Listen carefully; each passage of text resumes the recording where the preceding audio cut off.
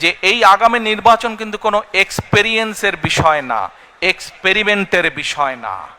এই সুযোগটা আমাদের কাজে লাগাতে হবে, এইটিকে সদ্ব্যবহার করতে হবে।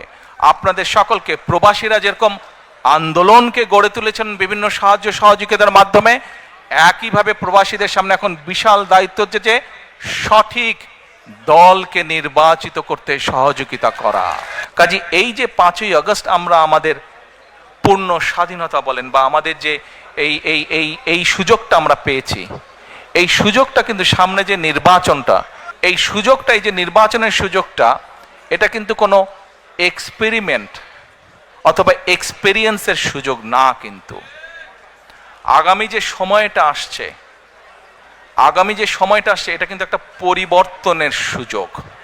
আমরা যদি এইবার দেশটাকে পরিবর্তন করতে পারি তাহলে আমরা এগিয়ে যাব। আপনারা প্রবাসে আছেন, প্রবাসীদের কাছে প্রথমে আমি কৃতজ্ঞতা প্রকাশ করেছি। আমাদের যে স্বৈরাচারের বিরুদ্ধে আন্দোলন, এই আন্দোলনে প্রবাস থেকে বহু প্রবাসী বিভিন্নভাবে সহযোগিতা করেছেন। এই আন্দোলন সফলতার পিছনে প্রবাসীদের একটি বিশাল ভূমিকা রয়েছে। কাজেই প্রবাসীদের অবদানকে কোনোভাবে আমরা খাটো করে দেখতে পারি না। কিন্তু আপনাদের সামনে আমি যেই পরিকল্পনাগুলো তুলে ধরেছি, আমাদেরকে আগে কাজ শুরু করতে হবে। আমরা যদি কাজ শুরু করতে না পারি এবং আমরা যদি সকলের দাবি উপস্থাপন করতে থাকি, তাহলে কিন্তু একটা ইনডিসিপ্লিন তৈরি হবে, ফলে আমরা কিন্তু আমাদের কাঙ্ক্ষিত লক্ষ্যে পৌঁছতে পারবো না। এই মুহূর্তে একটু আগে যেই কথাটি আমি বলেছি, প্রিয় ভাই বোনেরা, সেই কথাটি হচ্ছে হিরন আরো মিনারেল ওয়াটার মাত্র 50 পয়সায় প্রতি লিটার। যে এই আগামী নির্বাচন কিন্তু কোনো এক্সপেরিয়েন্সের বিষয় না, এক্সপেরিমেন্টের বিষয় না। এই সুযোগটা আমাদের কাজে লাগাতে হবে, এইটিকে সদ্ব্যবহার করতে হবে।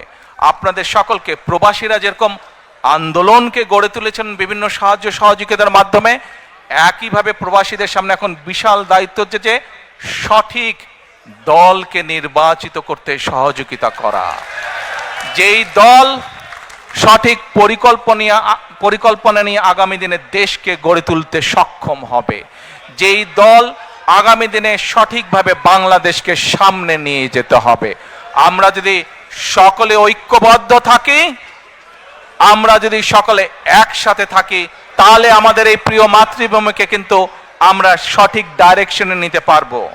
প্রিয় ভাই বোনেরা, আপনারা দেখেছেন, আমি কিন্তু 1 বছর আগে আপনাদেরকে বলেছিলাম যে সামনে কিন্তু আমাদের কঠিন সময়, ষড়যন্ত্র থেমে নেই এবং এই নির্বাচনও কিন্তু খুব সহজ নয়। আপনারা অনেকেই কিন্তু ব্যাপারটা এখন বুঝতে পারছেন। 1 বছর আগে যা বলেছিলাম সেটা কিন্তু হচ্ছে এখন। আমি আবারও বলছি, সামনের সময় কিন্তু খুব সুবিধার না। কাজেই সকলকে ঐক্যবদ্ধ থাকতে হবে। ঐক্যবদ্ধ থাকতে পারবেন? ঐক্যবদ্ধ থাকতে পারলেই আমরা আমাদের এই যে পরিকল্পনা বললাম সফল করতে পারবো। ঐক্যবদ্ধ থাকলেই আমরা আমাদের প্রত্যাশিত বাংলাদেশকে গড়ে তুলতে পারবো। ঐক্যবদ্ধ থাকলেই আমরা বাংলাদেশের জবাবদিহিমূলক ব্যবস্থা গড়ে তুলতে পারবো। এই ব্রিটেনে যে আপনারা আছেন, এই দেশের জবাবদিহিমূলক ব্যবস্থা আছে বলেই এই দেশের মানুষ তার ন্যায্যতা থেকে বঞ্চিত হয় না। বাংলাদেশের মানুষ বহু যুগ ধরে তাদের ন্যায্যতা থেকে বঞ্চিত হয়েছে। কাজে আসুন, বাংলাদেশের মানুষের ন্যায্য অধিকার যদি ফিরিয়ে দিতে হয়, যে কোনো মূল্যে আমাদেরকে কি করতে হবে? ঐক্যবদ্ধ থাকতে হবে। ঐক্যবদ্ধ না থাকার কোনোই বিকল্প নেই আমাদের। United we stand, divided we fall. কাজে এই কথাটি আমাদের সকলকে মনে রাখতে হবে।